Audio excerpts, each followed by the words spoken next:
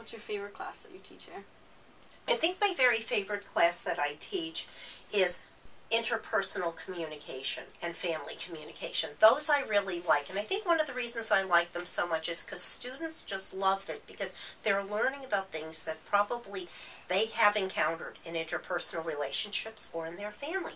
And when they study it and find out what you call that, that's normal, it happens, and that's why it's in our textbook, and how to handle it, they're really so excited, and they say things like, wow, that happened and I didn't know why, or that happened and I didn't know what to do. And I feel like I've really given them something that isn't just usable during this class, but that is usable throughout their lives. And I love doing that and giving them something that I feel they can take away and that will really help them in life. And I feel that way about public speaking, even though, as you know, the feedback isn't always that positive. But I think it really helps you in the long run. It does, and I think it's very short. Some students tend to focus only on, oh God, I'm so nervous, I hate this class, and not see it as how important it is. Because in this time where the jobs are so scarce, that more and more companies, when they interview you, ask you to do a presentation. First of all, by asking you to do a small presentation, they can get a whole group of people with whom you'll be working to come and see you. Saves a lot of time rather than sending you to each and every person's desk and talking with them. But also, they're not really interested in a lot of information because they got that off the resume and the cover letter and could check your references. They're more interested in, how do you present yourself? Are you going to be somebody I would be proud to say works for my company and I send you out to meet clients? And it is really important to know how to present yourself, to speak well, to have your information organized in a way that other people can understand it. So I actually do like teaching the public speaking classes very much. As I said, I often don't get the kind of positive feedback in that I do in the upper division classes. What's the most interesting fact about you? The most interesting fact, I think the most interesting fact would be that I really did not go from being in high school to go to college to go and get these degrees. My mother told me I was too dumb to go to college when I was in, high school. So never went to college, fooled around at some very low-paying jobs, finally met my ex-husband and got married, had children. And it wasn't until many years later, when we were divorced, that I went and went back to school, actually starting in Mesa Community College, which was a little college in Arizona. Went from there. How old was I? Yeah, when you I was 31. Okay. Went to Arizona State after I didn't get an associate's degree, but I had gotten enough credits and enough confidence to where I transitioned. Went and got my bachelor's degree, went into the master's, and then looked for a doctoral program. So I think that's the most interesting thing, is that this was not a smooth transition that I did as a young person.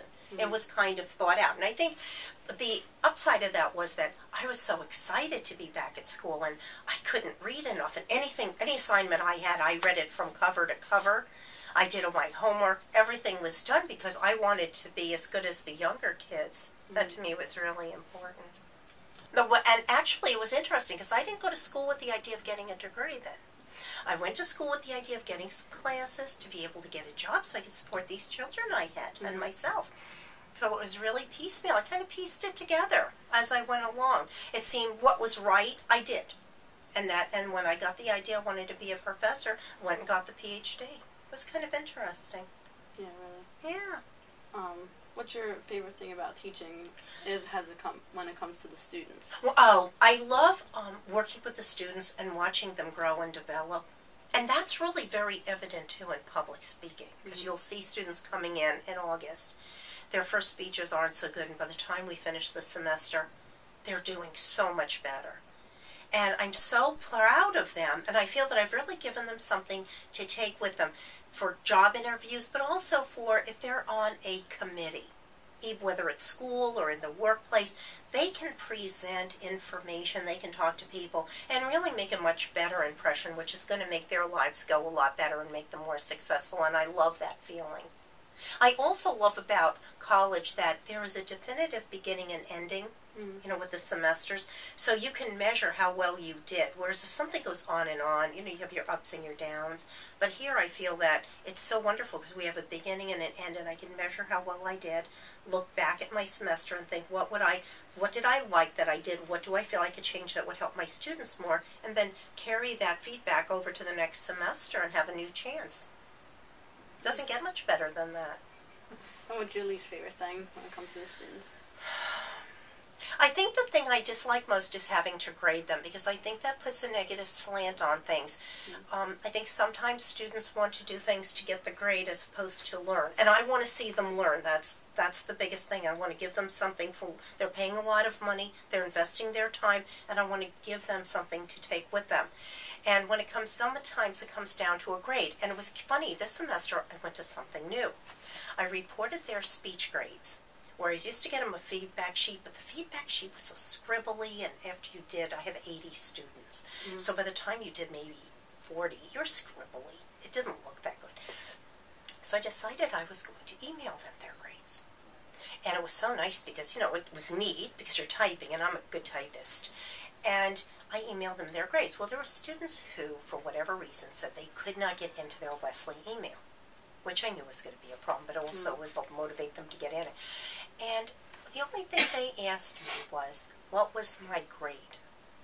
And it kind of upset me because I had spent so much time, you can imagine, 80 students, and I reported on the 3 grading criteria: format, substance, and delivery, and spent a lot of time highlighting what they did well, what they needed to work on, and to justify the grade that they got.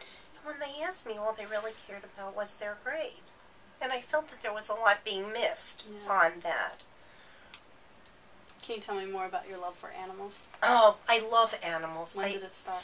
Ever since I was very, very little, I loved animals. I was always bringing home stray cats and stray animals, much to my parents' dismay. And when I got older, I had a cat. Then after my divorce, I was on my own, so I was really able to take in animals. And we found 2 dogs. We took them in. We found another cat, plus the cat we had, and then had 2 dogs and 2 cats for a while. Then when I moved to Dover to take this job, where I had more stability, and I've taken in more animals here. Of course, I'm on the board of the Kent County SPCA, and we're always involved with animals. And that's how I got the family that I did last year that I was going to foster, but unfortunately 2 did get adopted, so I couldn't very well send them back, so I kept them. But I do love them. I think animals are the greatest creatures in the world because they just love you unconditionally. And also, what might be of interest, I'm the chairperson of what we're calling the Feline Pavilion Project. And this is, we're trying to build a new building on the grounds of the SPCA that will give us more room so that we can keep more cats in better and more community concept where they get out of cages and they can walk around. That's the new concept in the building. And actually even have an outside area that's enclosed, but would allow them to get out and do their things. Cats like to be outside. And I'm the chairperson to find a design for the building and to head up the fundraising to get this built. So this is many years in the future. Unfortunately, I don't see this being built in a year or 2. But that's something I'm working on, and I'm the chairperson of that project. I also head up the doggy banks at the SPCA. And if you know what those are, when you go to different places, we have the doggy banks for the SPCA, and we ask you to drop your change in. And those are really very helpful to try to generate revenue, because while people complain about the economy, nobody has been hit harder by the economy than animals. They are being turned in, just so many of them at the SPCA. People losing their homes, or people just not having the money to take care of them. It's horrible. So whatever we can do to help them, I certainly want to do. And the doggy banks are a great source of revenue to buy food and medical supplies.